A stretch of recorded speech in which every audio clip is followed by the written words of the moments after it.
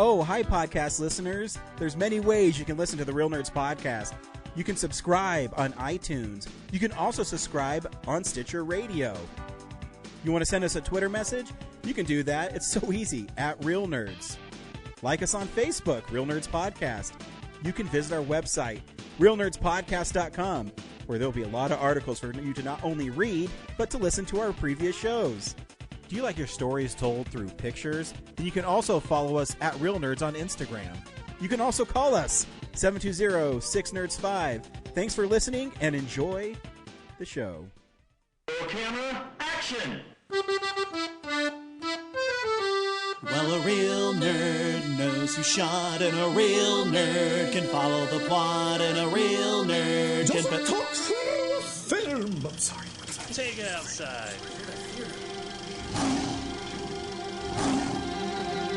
Well, a real nerd knows who shot, and a real nerd can follow the plot, and a real nerd will give it all they got.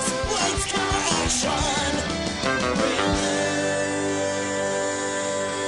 nerds. Hey, all you crazy cool cats. Welcome to another fun edition of Real Nerds Podcast, where every week we see a new movie. We podcast our experience to the world. This week we saw Companion. Stay tuned. We'll recommend the film or not, play the trailer, then spoil the film. We'll also talk about the big movie news of the week and films we've watched throughout the week. I am joined, as always, by my friend, my compadre, my companion, Brad. Aw, that's so sweet. Well, you know. Wait a second. Am I programmed like this because you think I'm dumb? Don't go on your phone and turn up your intelligence, okay? There's a button for that. How are you doing, Brad? I got a big headache today, but yeah, just taking it one day at a time. It's like I have all these things going on. I'm just like trying to like just stay, and then like the weather and the everything doesn't help. I know. I feel you. I feel like all I do is run around, and I had to work at 6 a.m. the last 2 days, and I usually don't work Tuesdays.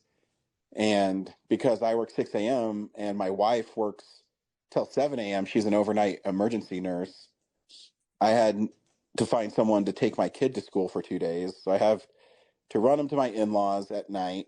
My in-laws take him to school. I pick him up from school.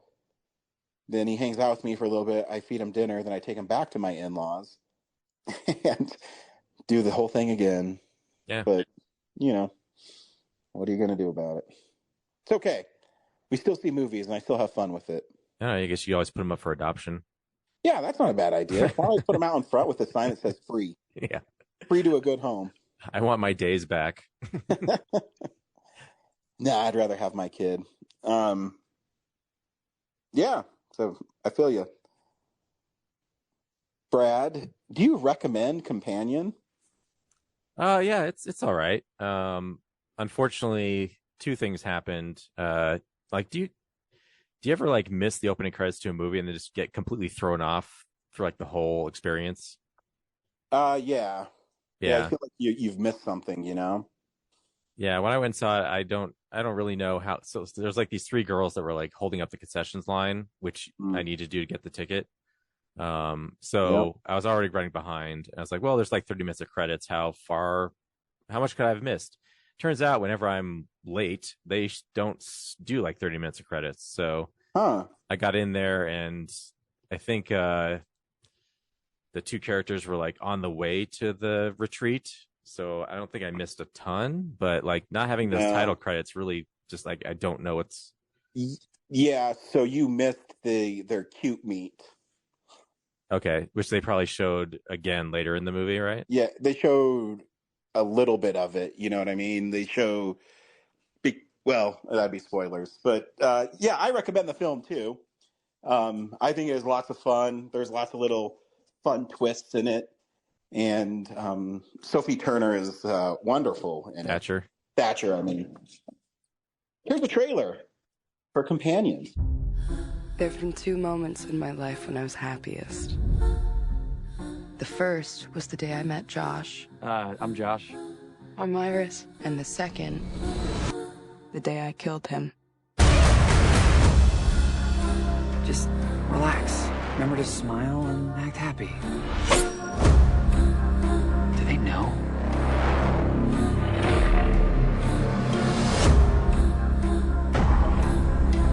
Iris, wake up. What are you doing? Shut her down already. What is she talking about, Josh? This was not part of the plan. I didn't mean to. Did you jailbreak your sex bot?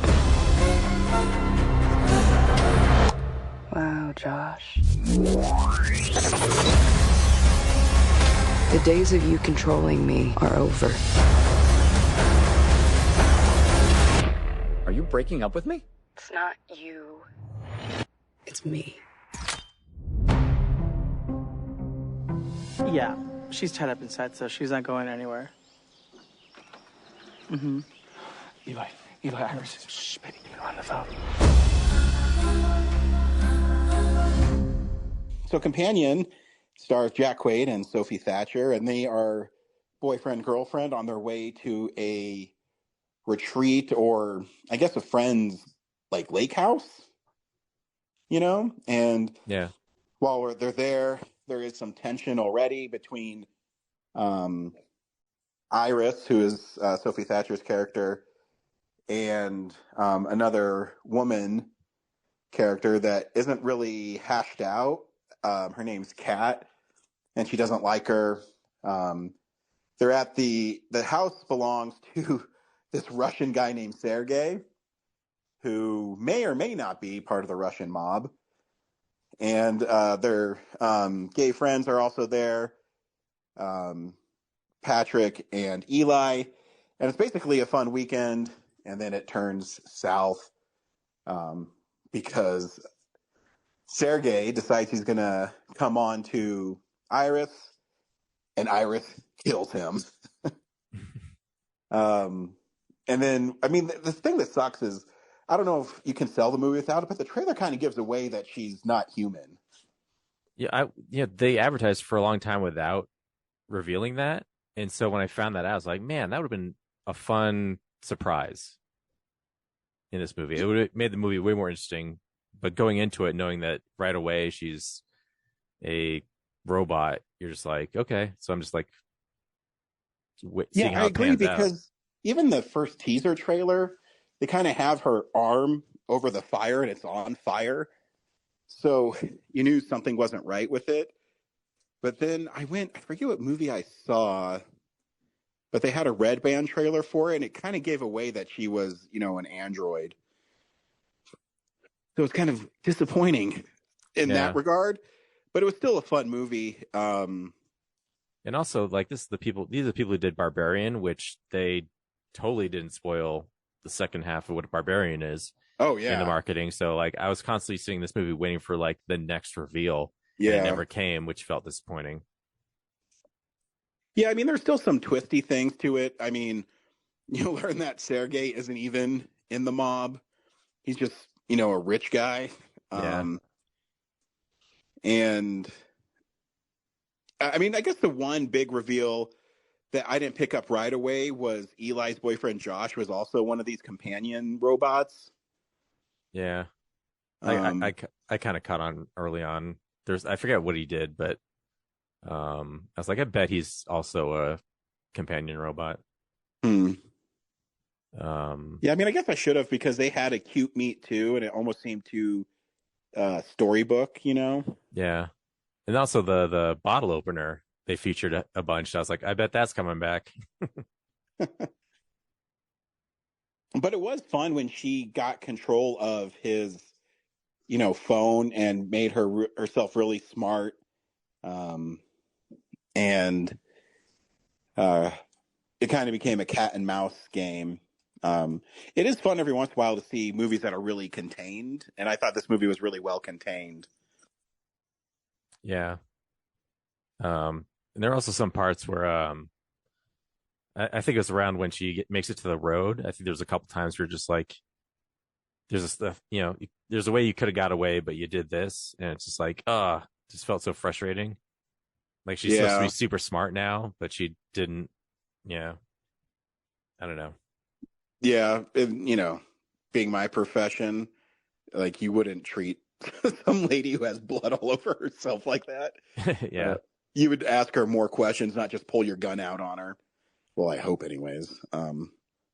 But he got his upcoming. That also, Josh guy fucked him up. Yeah. And also, like, some dude's just walking down the road all of a sudden. Like, you wouldn't just wait for him to get that close to you. No. And especially how he was walking and all threatening towards her. In my head, as the normal person, being, wait a minute, maybe he's chasing this woman. Yeah. But yeah, but the cast is great in it. I think they all are fun, and they all kind of have their own little quirks. Yeah, I mean, I guess I should have known too. Now that I'm thinking about the movie, I should have known that dude was a robot because how he was, this really great chef, and it was fun that he was listening to Goo Goo Dolls' Iris when she was delivered. So it's a fun little Easter egg. Also, like, everyone who went there had a companion. So, like, but I guess the Russian guy wasn't a robot, but I guess that was a big twist for them, was that he wasn't like some mob guy. Yeah, he's literally just a wealthy dude. Yeah. Who died a really horrible death. Which he should have, because, Yeah, still can't, still need consent. Yeah. That's true. Can't just throw yourself at women and have them do whatever you want. Yep. Even if they're consequences robots. For it. But yeah, I thought that bottle opener finale was pretty good. Yeah. Because I didn't see it coming in that scene, but like I said, early on, they just so many insert shots of like this automatic bottle opener. I was like, that's going to come back at the end somehow. I liked her Terminator reveal too, where she cut her arm off, and made it so you could see the robotness underneath it. Yeah. Also, when she escapes at the end and she drives by another car with like another model of her in it, and that the other model starts to like get it. Yeah. It's and there is some moments too I really liked when the dudes from the company show up and they pretend like they believe him. Oh yeah. And he gets in the car and says, "This dude's fucking full of shit, man." Yeah. Yeah, it's a really fun movie. I always dig when a movie comes out in February or January and they're lots of fun. Because now it seems besides last year, they try to release good movies throughout the year. There's really no more really big, summer. I mean, summer they still have the biggest movies, but they're a little more spread out now. So yeah, Companion, it's a fun movie. Yeah. We watch movies throughout the week in a segment I call What We've Been Watching. So, this is the stuff we've been watching. Brad, what'd you watch this week? Let's see. I watched a drama about, so you remember the movie Munich, right? Yeah, I love Munich. Well, someone made a movie called September 5th, which is the event leading up to Munich, with the terrorists who go to the Olympics and kill a bunch of people. I should qualify that. I think Munich is a really cool movie and it's really well made, but it also deals with really heavy stuff. Yeah. Yeah, it's not a romp. But anyway, so this movie is about the events that led to that, the actual murders at the Olympics. But it's from the perspective of the TV station, right? Oh, okay. I think it was CBS. No, was it? Maybe ABC. I forget. Anyway, so like the whole movie just kind of takes place in the control room with all the like deck operators and the director sending like people out in the field, and Peter Jennings like in Olympic Village or whatever reporting back. So it's a really cool like perspective of how they were just the sport. They were just there for the sports coverage. They're not like trained to report on like terrorist a world events. altering event or something. Yeah, like their design, their whole station is set up. This division of their station is just set up to report sports. But the manager who's like, the main nightly news is like, hey, we should be getting this story. And then the sports director's like, no, we're keeping this for ourselves. Like we're here we're right here. Like the terrorists are like 2 blocks away. Like we're not going to like have a third party report on this. Like we're right here. We should do it. And so, but that stubbornness leads to like sort of making the situation worse. Right. Yeah. So, it's also like a cautionary tale about like at one point they report like that everyone survived and made it out of like the hostages were released, and they're like, oh, we're the first to report it, and when they should have just waited a little bit and got the real information. And so they like have egg on their face and everything. And yeah, it's really cool that it's like done from the televising perspective of it. Oh, that was nominated for Best Picture, right? I don't think so. Or maybe it's just an actor or something's name in it, nominated in it. Yeah, I think someone from it is. I'll look it up at some point. But yeah, so that's a recommend from me. And then what else? I watched Presents, which has been out. We didn't do it. Is that a good one? I mean, I think Soderbergh is a cool director. Yeah, like as a experiment and like the execution of kind of sort of a constant one take thing in this, like all takes place in this house and the camera just kind of moves around. I think it's interesting, but like I wouldn't say it was like a satisfying story. There's a lot of like just downtime. You're kind of like wanting things to happen. And the trailer kind of sells it like a poltergeist thing. It's not that. You learn really quickly that the presence is just like the camera are the ghost haunting the place, but the ghost isn't malicious. It's like it just kind of follows this family around, and you kind of learn what they're like, why they moved in, and the tragedy that like led them here. And then you later find out that you are somehow associated with that tragedy. And there's like some really cringy stuff at the end where like there's like the daughter has been like hooking up with this guy from school, and then he tries to like drug her and rape her, and just like all of his dialogue is very just kind of, I don't know,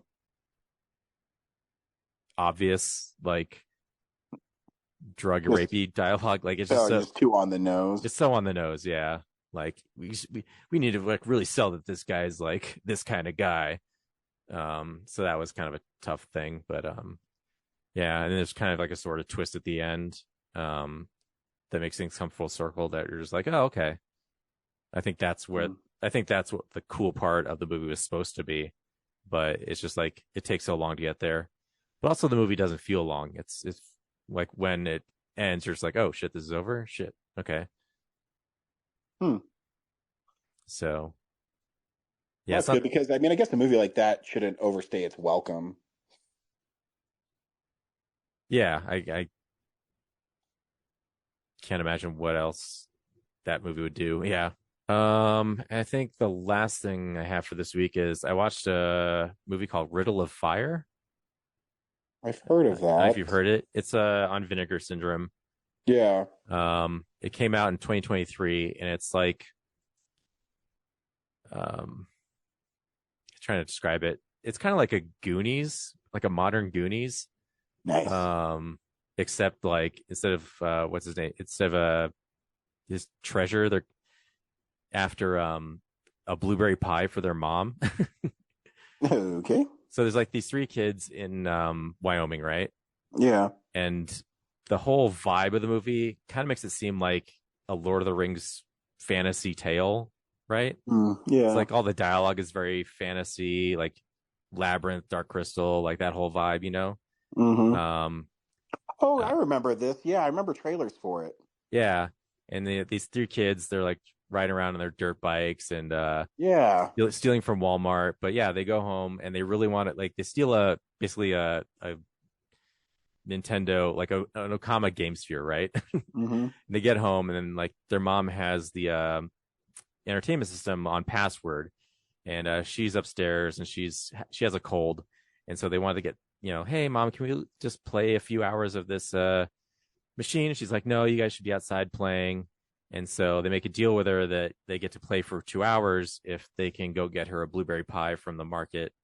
They go to the blueberry pie store or whatever, and they're out of blueberry. So they decide to make it themselves. So they go to the grocery store and get like every little ingredient. And the last thing they need is like a blue sparrow egg, which the store's cleaned out of eggs except for like one carton. And then this one dude takes the carton from them. He's like, tough kids, this is mine. And then they vow to like track him down and get that carton back. And then in the course of like tracking him down, they find out that he's part of this like sinister, like I forget, it's like the Sword Blade gang or something. So he's got his own gang of like adult people, and they like stow away in their truck and they end up going camping. And it's just like, I don't know. I felt like it was a lot of fun. Nice. It looked like the trailer made it look fun. But I think the best part is just like the visual style is very, like a 80s fantasy film. And then, but like all the locations are modern and the tech's all modern, like people have phones or whatever. And then the dialogue is all weird and very unique to it. And the kids are pretty funny. Yeah. Nice. You kind of forget what else. Yeah. I think that's it for me. Also, for the longest time, I was watching the movie, like, what does Riddle of Fire mean? Like, why do they call it this? And then, like, I'm thinking that question as, like, the Blu-ray's just sitting there on the menu. And on the menu, there's, like, the password screen where they have to enter for the machine. It has, like, 20 candles at the bottom. And then it's asking for the password. And it's like, oh, that's the riddle of yeah, okay. So like, yeah, a day later I figured it out. We all get there eventually. Yeah. What'd you watch? Before I get into it, I haven't listened to it, but Corinne sent us a Showtime about Conclave, and she actually warned me that she put spoilers in it. So here's Corinne talking about one of her favorite films from last year. Hey nerds, Corinne here for another installment of Showtime where I tell you all about something cool I've been watching lately. This week, I wanted to talk quickly about a couple of movies I watched after Filmsplosion 2024, namely Hundreds of Beavers and a rewatch of Conclave. So yeah, Hundreds of Beavers, I think Ryan and Brad had it on their lists, and they were like, yeah, it's like basically like a live action cartoon, and that is a pretty accurate summary. I'd heard good things about it from them and a couple of other people I know, and I just went into it with the mentality of like, this is going to be completely ridiculous. And it was. It was a lot of fun. It felt like it took a while to get going. As far as like, initially, I don't remember, this was like 2 weeks ago now, but initially like the main guy, he's like destitute after his business fails or burns down because of shenanigans. And so, I mean, there's like a good 20 minutes of him just like trying to survive off of the, trying to catch different animals in the forest. And then I think like 25 minutes in, he's finally rescued by the trapper, and the trapper ends up teaching him his ways of like, here's what you do, and here's how you here's all the traps and stuff. And so from there, like, there's definitely like a progression to it of like, he gets, better. Yeah. I think Brad at one point compared it to a video game, and I'm like, definitely see that. Yeah. the ending bit with the whole beaver, I don't know, it's settlement, like town, city, civilization. Yeah, the whole beaver civilization was kind of funny. I think it went on a little long. But yeah, I was actually kind of expecting something to, like, spoilers, I guess, for Hundreds of Beavers, but I was expecting there to, like, be some moment at the end where something happens, and he actually doesn't end up with the trapper, or the merchant's daughter. Yeah, like I said, this has been, like, 2 or 3 weeks since I've seen it, but I did have fun watching it. I would maybe recommend it to people. I guess check it out if it sounded at all of interest to you. Yeah. Oh, and I rewatched Conclave with my roommate. She hadn't seen it yet. She generally liked it. I will say on rewatch, the music, I didn't really mind the music so much the first time, but the second time I was like, oh my gosh, like, ramp this down, guys. Like, I'm fine with, like, a few stingers and a few, like, but it's just, I don't know if it was, like, the sound mixing or whatever, but it felt so loud and seemed so obnoxious. I'm like, we do not need this for every single beat. And there are some moments where the music cuts out and they let the scene play out silently, and that's great. But it's like the music is, like, holding the audience's hand of, like, oh my gosh, you're supposed to feel suspense and mystery and drama right now. And I'm like, I think the movie should be doing that, not the music, but okay. You don't, like, the movie's doing a pretty good job. You didn't need the music just feels like yeah. It was too overpowering, or it was just overpowering, so. I kind of liked it better on rewatch. At least this time I was able to pick up more on some of the different themes and, yeah, the topics that come up. But I forgot there's a brief scene of Cardinal Lawrence's character, where he's, like, in his quarters at, I don't remember what day of the conclave this is. It might have been, like, right before they start. And there's a scene with him in the bathroom the night before. And he's looking at himself in the mirror while he's trying to open his little bag of toiletries. And he's like, repeating a line that I guess the Pope had told him before he died. And that's, like, you're a manager, you gotta manage. And I was like, yeah, that plays into my whole idea about, like, the role of an administrator versus the role of, you know, a minister. Just a basic, you know, like a priest versus a cardinal or a bishop. You know, they have different roles, even though they're both, like, ordained ministers, they have different roles within the church. And Cardinal Lawrence is, because he's a cardinal, he's bogged down in all this bureaucracy. And another thing that I noticed, I think at one point he says something like how he's been, I don't know if he's, like, been a cardinal for years, or I think he says a line about how he doesn't leave Rome very often. Like, he's mostly stationed at the Vatican and he really doesn't leave. And I'm like, oh, that's not good. Like, so you really are just, like, super entrenched in this bureaucracy, in this, like you don't go out and mix with the people. You don't, you know, minister to, quote, your flock, whoever that might be. Presumably he's from America or the UK. I don't know. But, but that contrasts with, spoilers, that contrasts with Cardinal Benitez, who, of course, is very hands-on with his ministry and seems to have a good grasp of his flock and the needs of the people that he serves. And that, yeah, I really love his speech there in the amphitheater where he's telling everybody, like, you know, this is what the church needs right now. And, you know, we can't be bogged down in all the bullshit. He doesn't say it quite like that, obviously, but, yeah. So, yeah, spoilers, but in my opinion, I was like, the person who had the most Christ-like demeanor ends up becoming Pope of the main cardinals we meet, which I guess they kind of, like, wrote it, like, in his favor, because we only ever meet, like, 6 cardinals, and 5 of them are heavily flawed, and Cardinal Benitez is, like, the only, quote, bad thing about him is that he's intersex, and even then, like, that's not commonly known.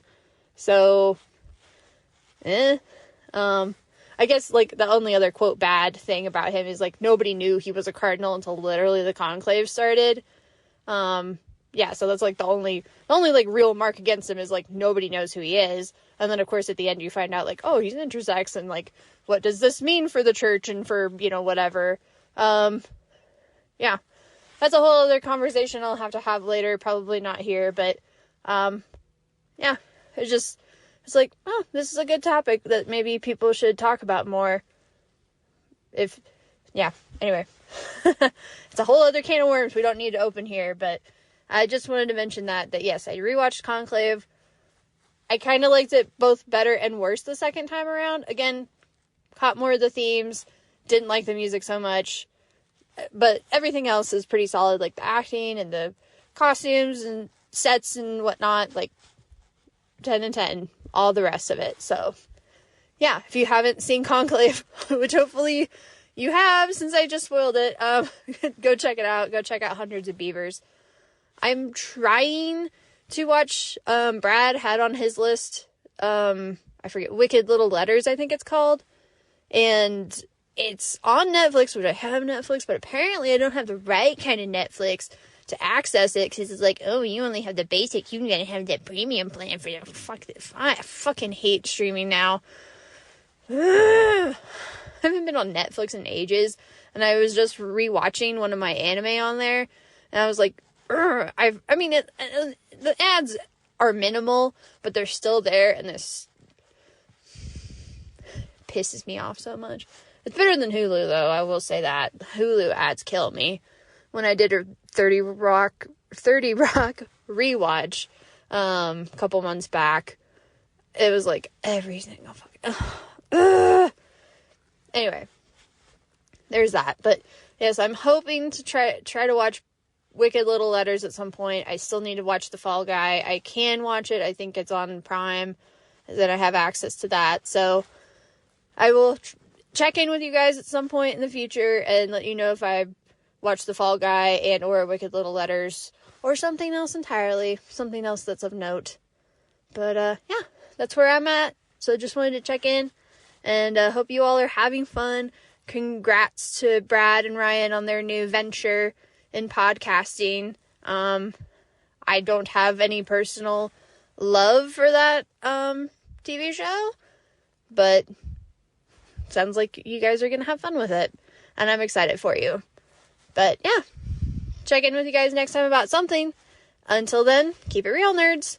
Bye. Thanks, Corinne. I'll have to skip over this, and hopefully I'll be able to watch Conclave soon. I only watched one thing this week. I saw Dogman, which is this cartoon that came out where it's a police officer and his dog, and they get in a bomb, like a bomb blows up, and when the bomb blows up, the dog's head is the only thing that's left viable, and the policeman's body. So they sew the dog's head on the policeman's body, and he becomes basically a superhero because the cop knows kung fu, and the dog is really smart. And so, yeah, he becomes Dogman, the policeman. And his arch nemesis is a cat. And all they do is just do silly, basically skits throughout the movie. There is like a thread of a story throughout the film, but more it's just get to the next gag, but it's still pretty cute and it's pretty funny. Because the cat, the bad guy, he clones himself, but it comes out as little kitten, and he's really cute, and he becomes friends with Dogman, and it's it's a cute movie and it's fun, and the animation is really cool in it. It's the story is by the guy who wrote the Captain Underpants stuff, so they have pretty silly sight gags and dialogue throughout the film. Yeah, it was a pleasant surprise. Like, it was a cute movie, and that's all I really watched. Oh, really? Okay. Yeah, that's all I watched this week. I've been playing a lot of video games lately. Nice. Yeah, I've been going back and I've been replaying Mega Man. because I have the collection on. Actually, I think I own every single Mega Man was released on PS4, whether it's the core games or Mega Man X or Battle Network. So I ran through the first 6 again, and I mean, I forgot, those games are really challenging. And yeah, I went to my cousin's house and he downloaded this emulator, and it has every single NES game on it. And did you ever play a game for NES called Gunsmoke? No. Oh man, I used to love that game. It's also made by Capcom, and it's a scrolling game, but you're a cowboy in the Wild West, and every level is a wanted poster for a bad guy. And so the B button shoots left, the A button shoots right, and if you push them together, he shoots right in front of you. It's really silly, but it's lots of fun. So I've been playing, tons of video games this week. Next week, we're seeing 2 movies. We are seeing Love Hurts and Heart Eyes, a very Valentine's Day themed Real Nerds. That should be fun. Until next week, we'll see you at the movies. Well, a real nerd knows who shot. Well, a real nerd can follow the plot. And a real nerd will give it all they got. Lights, camera, action. Real nerds.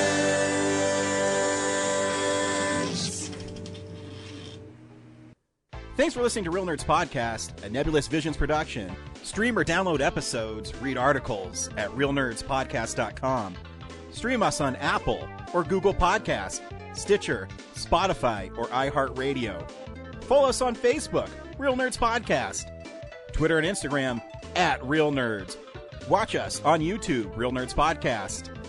Email us at realnerds@gmail.com. Call us at 720-6nerds5. Thank you to Sparks Mandrill, Mike at Plan 9 Studios, and Bolognium for all of our groovy theme songs. And that's how you fucking do it.